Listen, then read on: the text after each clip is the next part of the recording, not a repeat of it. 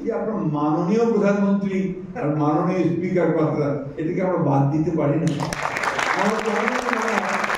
এই মাননীয় কথাটা থেকেই কিন্তু সমস্ত অটোক্রেসি জন্মটা উদয় হয়। কাগজ নেড়ে উচ্চস্বরে পলিটিক্যাল তর্ক করে, মাথায় ছোট বহরে বড় বাঙালি সন্তান, অর্থাৎ সেই তখন থেকেই এই তর্ক ব্যাপারটা কিন্তু আপনার ওইভাবেই বাঙালি সমাজের মধ্যে এসেছে।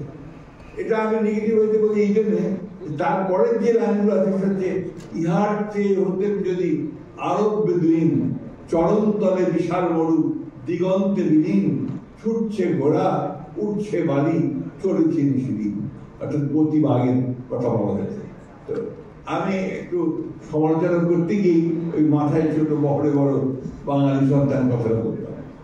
তো আজকে আমার এখানে এসে একটা ধারণা জন্মালো যে না, আমাদের ছেলেরা এখন আমাদের চেয়ে অনেক অনেক দূর এগিয়ে গেছে, এবং আমি অত্যন্ত আশাবাদী হয়েছি। অনেকে যে বলেন যে কিছু হবে না, এটা সঠিক নয়, অনেক কিছু হবে, এবং বাংলাদেশে অবশ্যই আমরা মাথা উঁচু করে দাঁড়াবো। হ্যাঁ, তর্ক আছে, বিতর্ক আছে, মতের অমিল আছে।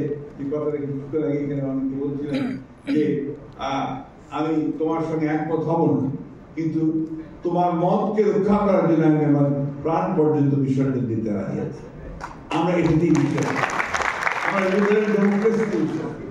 আমরা বিশ্বাস করি যে আমার কথা বলার স্বাধীনতা থাকতে হবে, তোমারও কথা বলার স্বাধীনতা থাকতে হবে, এবং এটাই হচ্ছে উপযুক্ত একটা ডেমোক্রেসি। বাংলাদেশের দুর্ভাগ্য যে বাংলাদেশি গণতন্ত্রটা চর্চা হয়নি। ওইটা বোধ হয় সম্ভবত লিগেসি আর পাকিস্তান পলিটিক্স থেকে এটা এখানে হয়নি। আমরা এখানে দেখেছি খুব স্বল্প সময় ধরে কিছুটা চর্চা হয়েছিল, তারপরে আবার সেই চর্চা থেকে আমরা দূরে সরে গেছি। আমার দুই দলের বিতর্ক শুনে খুব ভালো লাগছিল। তো একটা আমার আপত্তি আছে, এই যে আপনার মাননীয় প্রধানমন্ত্রী আর মাননীয় স্পিকার কথা, এটাকে আমরা বাদ দিতে পারি না। এই মাননীয় কথাটা থেকেই কিন্তু সমস্ত অটোক্রেসি জন্মটা উদয় হয়। আমার অভিজ্ঞতা থেকে বলছি, আমি কিছুদিনের জন্য অর্থমন্ত্রী ছিলাম, মানে প্রতিমন্ত্রী ছিলাম আমাদের দেশের সরকারের সময়। কৃষিতে ছিলাম, এরপরে সিভিল এভিয়েশন ছিলাম। তো আমি যখন ঢাকার বাইরে যেতাম, তখন আপনার প্রথমে সার্কিট হাউসে গেলেই ওখানে একটা পুলিশের কন্টিনজেন্ট একদম চৌকস ভাবে দাঁড়িয়ে বিরাট একটা গার্ড অফ অনার দিত, আর সঙ্গে সঙ্গে আমার মনে হচ্ছে আমি একটা কেউ পেলাম বিরাট কিছু যে আমাকে আমরা সিভিল দেওয়া। এই যে ধারণাটা, এই ধারণা কিন্তু আমাকে একটা ভিন্ন জগতে নিয়ে যায়।